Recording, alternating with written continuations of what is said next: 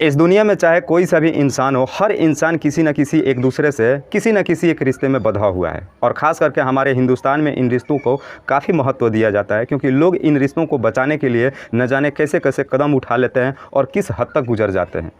आज की भी घटना में बिल्कुल कुछ ऐसी होता है। एक व्यक्ति जो शाम को अपनी दुकान बंद करके घर वापस आ रहा था कि अचानक से पीछे से उसके पीठ पे किसी ने गोली चला दी। और जब पुलिस इस केस की पूरी खुलासा करती है तो वाकई में दोस्तों हर कोई हैरान परेशान हो जाता है और कहीं ना कहीं सोचने पे मजबूर हो जाता है कि क्या कोई इंसान वाकई में अपनी निजी स्वार्थ को पूरा करने के लिए किसी भी रिश्ते को इस कदर से तार तार कर सकता है। नमस्कार, आदाब, मैं हसमुद्दीन और आप देख रहे हैं आज की जो सच्ची घटना मैं आपको सुनाने वाला हूं। दरअसल ये घटना है झारखंड का एक शहर पड़ता है पलामू। 17 अगस्त 2022 के शाम के 6 से 7 बजे के करीब मोहम्मद तौहीद जो पेशे से एक दर्जी था, अपनी दुकान बंद करके रोज़ की तरह घर वापस आ रहा था कि अचानक पीछे से 2 बाइक सवार लड़कों ने उसके पीठ पे गोली मार दी और वो लड़के दोनों मौके से फरार हो जाते हैं। मोहम्मद तौहीद काफ़ी गंभीर अवस्था में वहीं पे गिर जाता है, लेकिन लोग तुरंत मोहम्मद तौहीद को उठा करके बगल के निजी अस्पताल में भर्ती करा देते हैं। डॉक्टर की काफ़ी मशक्क़त के बाद आखिरकार मोहम्मद तौहीद बच जाता है। लेकिन जब इसकी खबर एरिया की पुलिस को इन्फॉर्म किया जाता है और पुलिस जब हॉस्पिटल पहुँचती है और मोहम्मद तौहीद से पूछताछ करती है कि जो गोली तुम्हारे ऊपर चलाए थे वो दोनों लड़के कौन है, तो मोहम्मद तौहीद कहता है कि साहब मैं उनको नहीं जानता और ना ही उनको पहचानता हूँ। जब पुलिस मोहम्मद तौहीद से कहती है कि क्या तुम्हें किसी के ऊपर शक है,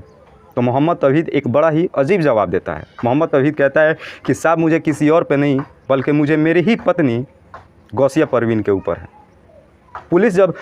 मोहम्मद तौहीद की पत्नी गौसिया परवीन से पूछताछ करती है तो गौसिया परवीन भी बड़ा ही एक अजीब जवाब देती है। गौसिया परवीन कहती है कि साहब मेरा पति मेरे साथ काफ़ी मार पिटाई करता है, वो मुझे छोड़ने की चाहत रखता है, वो हर मुमकिन कोशिश करता है मुझसे दूरी बनाने के लिए, लेकिन मैं अपने पति को नहीं छोड़ना चाहती हूँ क्योंकि हमारे 2 बच्चे हैं जिनमें से एक की उम्र लगभग 12 साल है और दूसरे की उम्र लगभग 14 साल है। लेकिन मोहम्मद तौहीद मुझे पसंद ही नहीं करता है और हमेशा मेरे साथ मार पिटाई करता है। अब वो उसे एक मौका मिल गया है मुझसे छुटकारा पाने के लिए और अब वो मुझे छोड़ने के लिए मुझे फंसाने की कोशिश कर रहा है। लेकिन ना जाने क्यों पुलिस वालों को गौसिया परवीन के बातों पे भरोसा नहीं होता है। और जब पुलिस वाले गौसिया परवीन की मोबाइल की छानबीन करते हैं तो एक उसमें बड़ा ही चौंकाने वाली खबर निकल के आती है, क्योंकि उस मोबाइल में एक ऐसा नंबर था जिस पे गौसिया परवीन पिछले कई सालों से बातचीत किया करती थी और उस मोबाइल के व्हाट्सएप के ज़रिए उस नंबर पे गौसिया परवीन ने लगभग 1040 बार बात कर चुकी थी।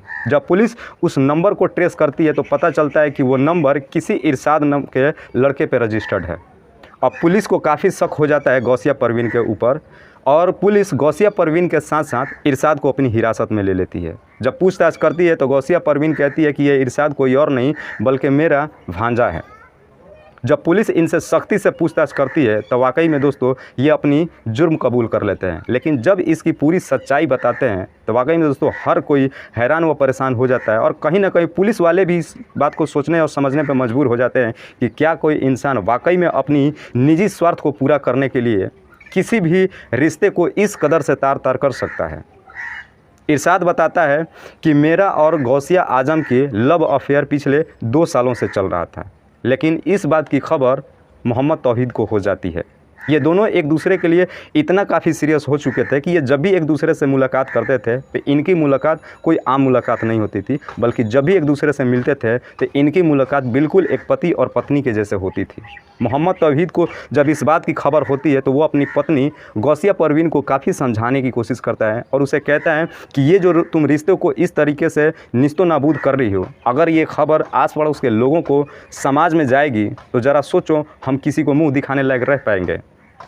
तुम अपनी नहीं मेरी नहीं तो कम से कम हमारे बच्चों का तो ख्याल करो, हमारे बच्चों के ऊपर इसका क्या असर पड़ेगा। लेकिन गौसिया परवीन अपने भांजे इरशाद के प्यार में कुछ इस कदर से पागल हो चुकी थी कि उसके अपने पति मोहम्मद तौहीद की बातें उसके कानों तक पहुंच ही नहीं पाती थी। जब बार बार मोहम्मद तौहीद इनके बीच के रास्ते का रुकावट बनने लगा तो इन्हें भी समझ में आ गया कि मोहम्मद तौहीद को रहते हम दोनों का मिलन हो पाना बहुत ही मुश्किल है और इसलिए गौसिया परवीन ने अपने ही पति मोहम्मद तौहीद को हटाने के लिए, अपने रास्ते से हटाने के लिए इरशाद और गौसिया परवीन ने एक षड्यंत्र रच दिया और इस षड्यंत्र में मोहम्मद तौहीद को हमेशा हमेशा के लिए इस दुनिया से हटाने को तय किया जाता है। और इस काम को पूरा करने के लिए इरशाद 4 शूटरों को हायर करता है, जिसमें से एक का नाम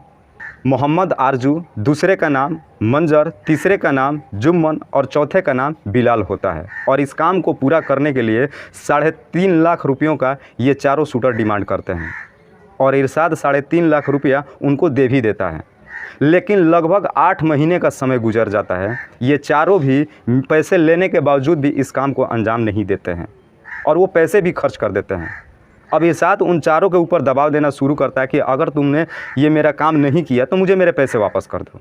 पैसे चूँकि वो चारों खर्च कर चुके थे, अब उनके पास भी एक मजबूरी बन जाता है कि किसी भी तरीके से इस काम को अंजाम देना ही पड़ेगा। और फिर एक तारीख तय की जाती है 17 अगस्त 2022 के शाम के 6 से 7 बजे के करीब, जब मोहम्मद तौहीद अपनी रोज़मर्रा की तरह अपनी दुकान बंद करके घर वापस आ रहा था कि उन्हीं चारों में से 2 शूटर, एक मोहम्मद मंजर और दूसरा बिलाल, पीछे से बाइक पे आते हैं और मोहम्मद तौहीद के ऊपर गोली चला देते हैं। लेकिन खुशकिस्मती से मोहम्मद तौहीद बच जाता है और पुलिस वाले जब उससे पूछताछ करते हैं तो इसकी शक वो अपनी पत्नी गौसिया परवीन के ऊपर डाल देता है। वाकई में दोस्तों, जब ये पूरी कहानी इरशाद और गौसिया परवीन पुलिस वालों को बताते हैं तो पुलिस वाले भी हैरान व परेशान हो जाते हैं और सोचने पे मजबूर हो जाते हैं कि क्या कोई वाकई में इंसान अपनी निजी स्वार्थ को पूरा करने के लिए किसी भी रिश्ते को